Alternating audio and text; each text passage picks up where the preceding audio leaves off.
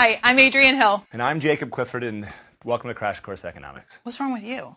Today we're talking about deficits and debt.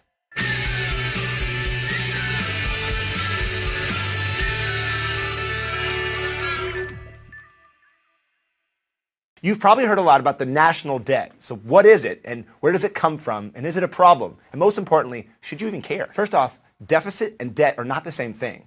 A budget deficit is when the government spends more than it brings in tax revenue in a given year. Then it has to borrow money to cover that year's shortfall. The debt is the accumulation of budget deficits. For example, let's start a country called, Cliffordonia. It's a pretty cool name. In its first year, the Cliffordonian government brings in $400 of tax revenue, and it spends $500 because starting a new country is kind of expensive. So in that year, the deficit is $100. Then the next year, it brings in $600 of tax revenue, but spends $800.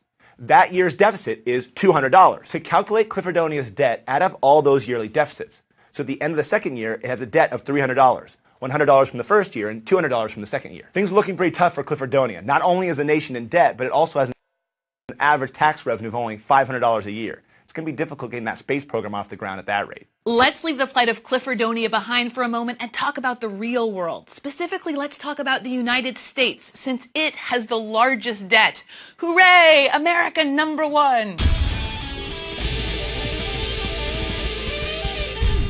So how big is the debt right now? 18,236,176,274,963. No, wait, 18,236,176,288,000.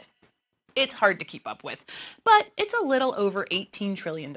The number sounds really, really high. I have a hard enough time wrapping my head around millions and billions, not to mention trillions. The debt seems especially high when you look at the trend over time. First, we need to adjust that trend for inflation because dollars today are not the same as dollars in the past. Remember, we try to keep it real around here. Second, we really should be looking at debt as a percent of GDP. Why? Well, suppose I owe $200 and a 6-year-old owes $100. Which of us will have a harder time paying it off? Well, probably the 6-year-old, because even though my actual debt number is larger, I have a job. I have 2 jobs. What's your allowance, you unemployed 6-year-old? In the same way, our GDP grows every year due to population growth and productivity increases, and our ability to sustain debt grows along with our income. So here is the U.S. federal government debt as a percent of GDP. As you can see, it's risen over the past several years. So is that a bad thing? Well, there's a couple ways to look at it. First, compare the U.S. to other developed nations.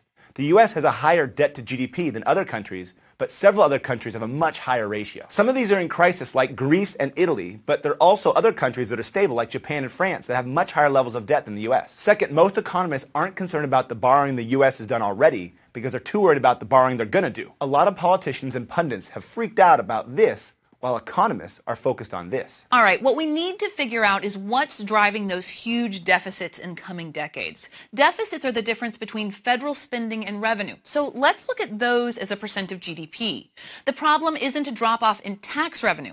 What economists are worried about is spending. So let's look at where the government actually spends its money. Conservatives might complain, it's obvious handouts. Liberals will say, it's obvious defense. Well, they're both wrong. So who's the biggest recipient of federal dollars? Grandma and grandpa. The government spends about a quarter of the budget on Social Security and another quarter on healthcare programs. A lot of that goes to retired people on Medicare. They deserve it. They worked hard. And those are the programs that are expected to grow as baby boomers retire and live longer. Defense and other discretionary programs are actually projected to shrink slightly as a percent of GDP. We'll be making another video on these specific topics later because we love making videos. But one thing's for sure, U.S. policymakers will be forced to make some hard decisions about these future unfunded liabilities. So the answer is obviously just to keep borrowing more and more money, right? Well, not necessarily. Let's go to the thought bubble. First, to borrow, you need lenders. People who have decided to save money and loan it out rather than spend it on something else. But there's a finite amount of money that savers can lend, and most of that savings is borrowed by the private sector, which is consumers that take out car loans and businesses that pay for things like factories and computers. Now, when the government runs a budget deficit, it borrows from that same pool of savings. And if the government continues to borrow, many economists worry that there'll be fewer loans available for businesses, and that'll hurt the long-run growth of the economy. The second worry is the Greece scenario. A country's debt could grow so large that savers, individuals, businesses, and other governments might fear they'll never get paid back. They can stop lending money entirely, or they can lend at higher interest rates. Higher interest rates would make it harder to pay back the loan, which would likely lead to more debt, and eventually the government would simply be unable to pay its bills. That's called default, and it's basically terrible for everyone. The investors who loan the government money lose billions, and the government loses all credibility, and it causes a massive recession.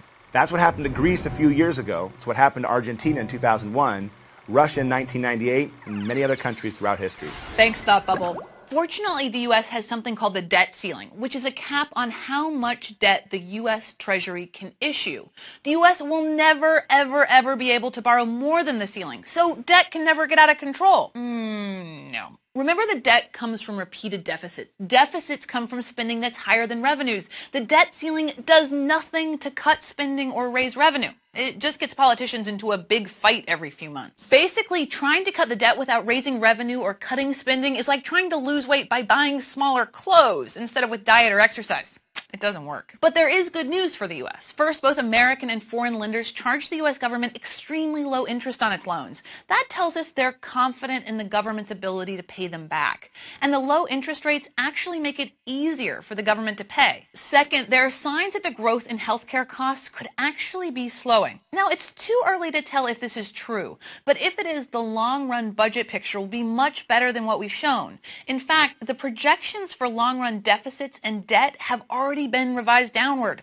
Go us! So is all this debt going to destroy the American way of life? Like most things in economics and at Crash Course, the answer is complicated, and it depends a lot on what you're looking at as well as your political point of view. Looking at debt from the past or even the present is a good way to have political arguments, but it may not be a great way to think about the future. Right now, healthcare spending is driving the debt higher, but if a massive pandemic kills off half the world or there's a zombie apocalypse, after an initial spike, those healthcare costs are going to fall. And frankly, in that case, the national debt and deficit spending will be the least of our worries.